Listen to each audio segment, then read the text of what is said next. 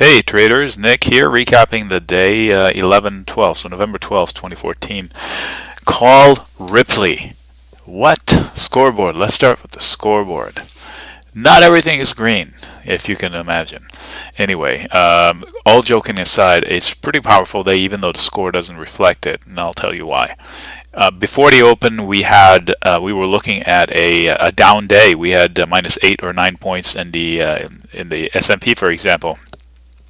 I believe the small caps were leading downwards to -0.7%. I think may have been lower.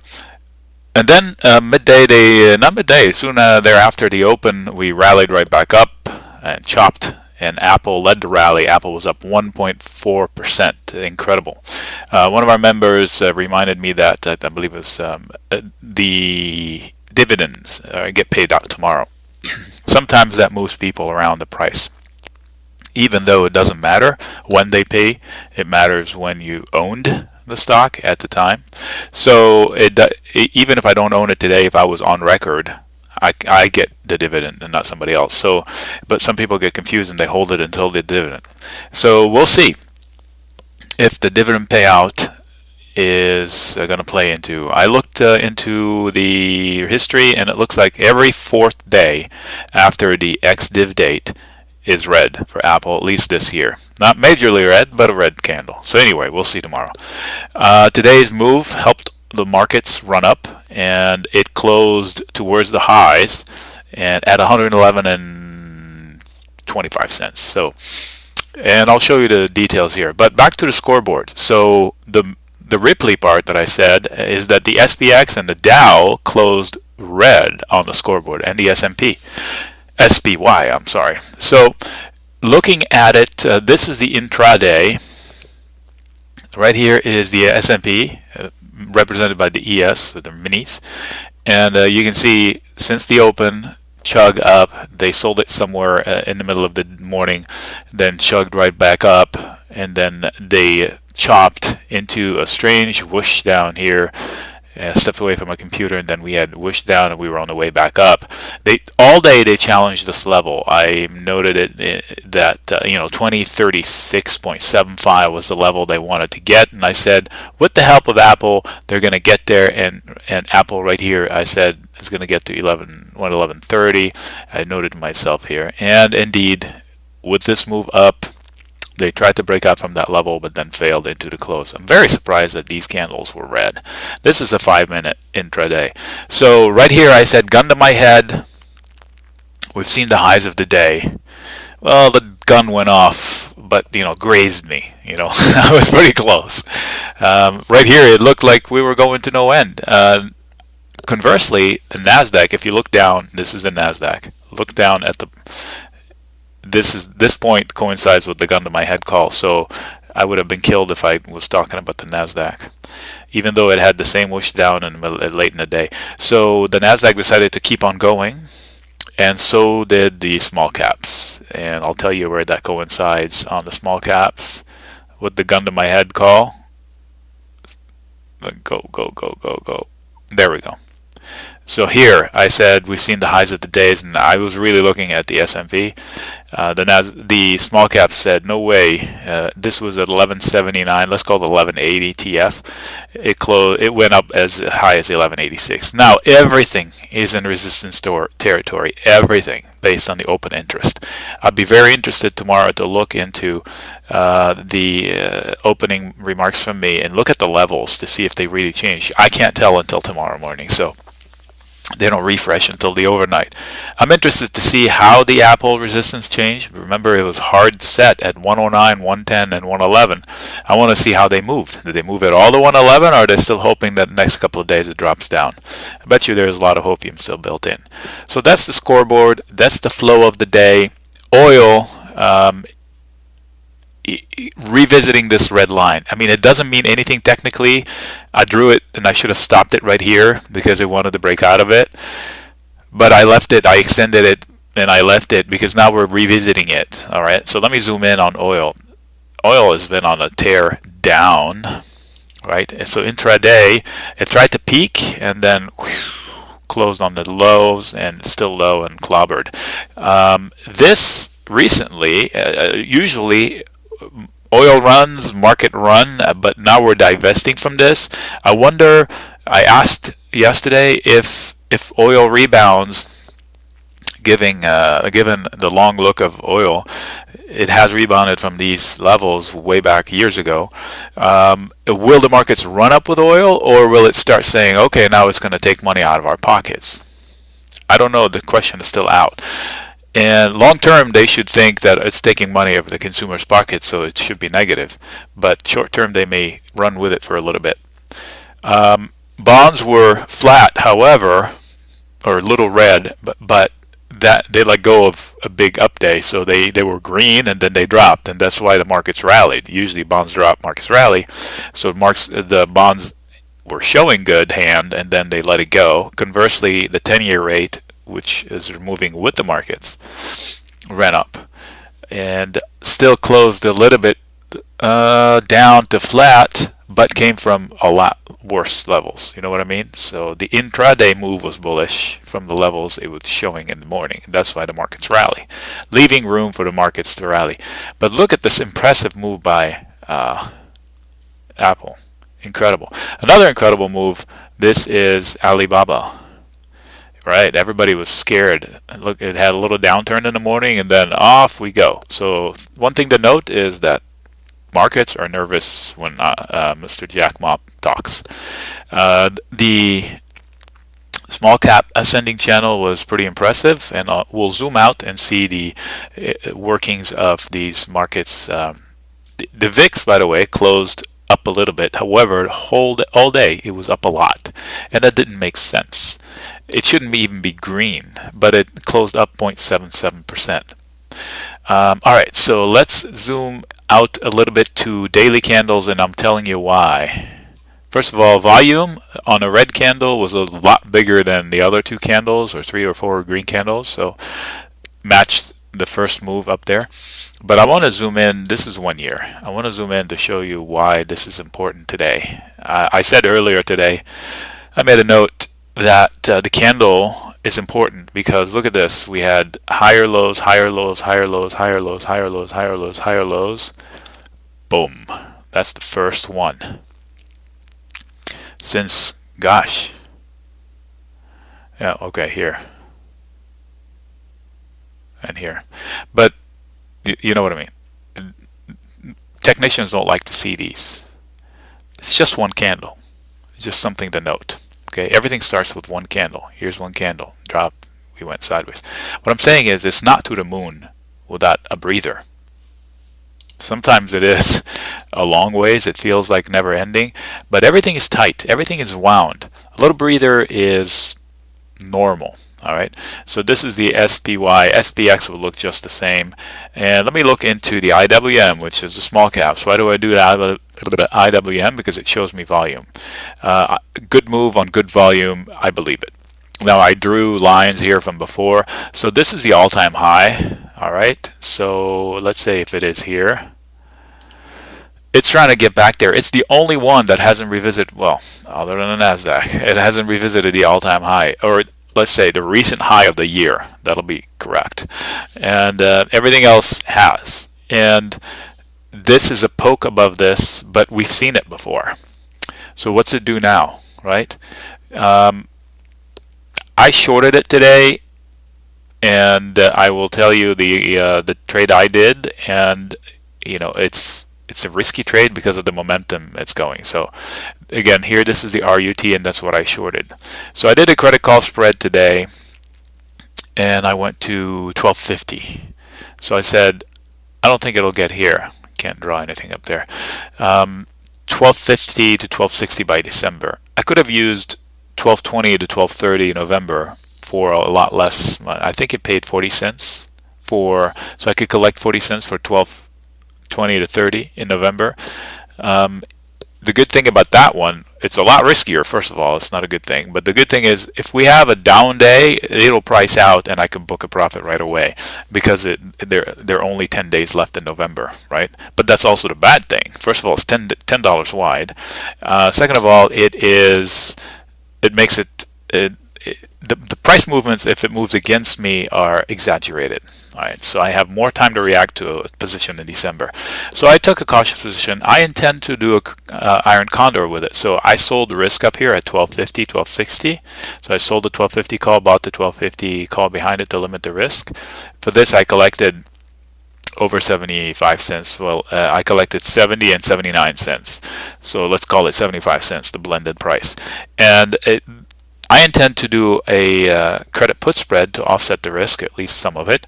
And I'm comfortable with this area here, even though we have seen a recent dip. And I'm just going to say that this was an outlier, and the bulls are going to step in if we fall apart. And I have 75 cents up there to hedge this one. So adding something down here hedges the whole position and gives me time to react. But I'm not in a rush to add it. Okay, so I'm sitting tight. I will also mirror that trade with an IWM version of it. So it will be maybe 125 or 126. I don't know. I'll look at it tomorrow and see if I can mirror it. So that was my trade for today. Other than that, I'm just managing trades. I'm closing a few winners, moving a few losers. So it's just a don't do anything drastic time. Speaking of drastic, another stock to mention is Twitter. Now, I've said every time I've been asked, what do you think of Twitter? I always answer the same way. Long term, somebody will figure it out. You may have heard me say it. Meaning what? Meaning if I want to buy Twitter, invest in Twitter, I'll buy something, calls, debit calls, buy it, the stock, and forget about it. Because over time, if they don't figure it, if Costello doesn't figure it, it's going to get bought. There's too much use of Twitter, too many tweets. It serves such good purposes in times of crises. Nobody's going to let it die. The platform is great. The medium is great. It just needs to be worked properly in order to make money for somebody. Somebody will figure it out. So if Twitter doesn't make money, it's going to get bought out. That's my opinion. So call spreads, long-term call spreads, buy the stock, whatever. That's the way I would do Twitter. Plus, I also said that this red line here, I drew it, I don't know when. I also drew the box, I don't know when. And obviously somewhere around this time on the box. But the red line has been there for a while. Why? Because it bounced off of it, broke through it, kind of played around on it, and then bounced off of it. Now here we look at it. It just right bounced on it, like to the penny. I didn't plan this. I didn't draw this line yesterday. I don't remember drawing this line, so I don't know when I drew it. If you remember seeing me draw it, let me know. But anyway, today's move is like 8%. I think it was higher than that. Yeah, it was a little bit higher. Very impressive. I looked at the short positions. There's not a lot of shorts unless my source was wrong. So there might not be another big candle like this tomorrow. But sometimes a big candle like this comes with such volume that it catches so many people short that they have to buy more, and it just ends up with another couple of big candles like that. So that was Twitter. I made a few other notes as well. Let me run through them. Alibaba bounce. Let me see here. Yeah, in the morning they showed like $113 tick in Alibaba, but that was just something from before because this one right there. This is exactly the same as the low of the day previous, so it's a pre-agreed upon. I still like Alibaba. I'm still long it. A lot of people are long it. I'm so happy. I'm getting notes about that. How do you go long it? Debit call spread, calls, buy it, and forget it. And Alibaba in the long haul will be a winner. I showed you how it is relative to Google. Okay, Google long haul. People thought, oh, you're crazy buying at 90, or when it went to 110 or 115, oh my God, too far, too fast. Guess what? It doubled and tripled, quadrupled. It went 7 times before it went back down to 3 times. Anyway, so too far, too fast sometimes doesn't apply. I told you not to short Amazon. Today it had a flat day, but it could have been uglier. Let's look at it. And because Amazon is on a tear, so that's not a dangerous candle. I just wanted to see, I want to see the next $3 or $4. If the markets turn down, then Amazon, just like everything else, is going to come down. Speaking of turn downs, Google had a red day, but 0.5%. Given the headline it had today, it's mild. What was the headline? They had a major outage that affected other platforms everywhere. So it withstood that like a champ. It also had positive news. I think they're going to start monetizing YouTube, some sort of a pay service for music or videos or something like that, $7 or $8 a month. I'm not sure if that's going to fly or not. I'm not going to pay for anything from Google. That's my mistake. I use them, but I'm not going to pay for anything. Okay, so what else do we have that I get messages on? Oil, I already discussed that. There was a strange occurrence in oil. I noted it kind of like earlier here. I said that, I didn't say it yet, but I noted somewhere around 9:40 my time, markets rallied, coincided with oil drops. So is this a change of tide? I remember I mentioned that, is it breaking the relationship or not? Somewhere around 11, the VIX was still strong, though off the high. So it wasn't deserved, but still, it was still positive, and I expected it to break down in the last half hour, and it did, but still closed green. That was pretty good. 2 hours in, the NASDAQ and small caps had already gone green, and I'm just reading my notes here to share with you all that happened today as far as notes back and forth. Okay, we also discussed Apple. It is on, these are new highs, but if I had a whole pile of cash, I don't know if I'd trust it in Apple. I'd rather put it in BABA than Apple. Just because I have more conviction in the long-term story in BABA as far as price action, not the company. It has more price upside potential, in my opinion, than Apple. Alibaba does. So Google, yes, I'm looking to go long Google, but I'm not in a rush. It's still vulnerable. Why should I come into it? If anything, I'll start a credit call spread and then enter another credit put spread on a drop. There's no rush. We do have a member that shared a trade. They got filled today on a Baidu trade. Now Baidu is a obviously Chinese company. I like Baidu. Obviously the market likes it too. That's why I'm scared shorting it. I shorted it a few times, one of which was not good. That was years ago, and I stopped because look, it runs long and unobstructed when it runs, right? So I'm more comfortable catching a falling knife with Baidu than not. But this trade is hedged, and for a nimble trader, they can get out of trouble most times. So currently price is what, 249, 250, let's call it. The trade is 272 and a half, 275 short. So the member sold 272 and a half call for December and bought the 275 call behind it to limit the risk to $2.50 wide, minus whatever they collected.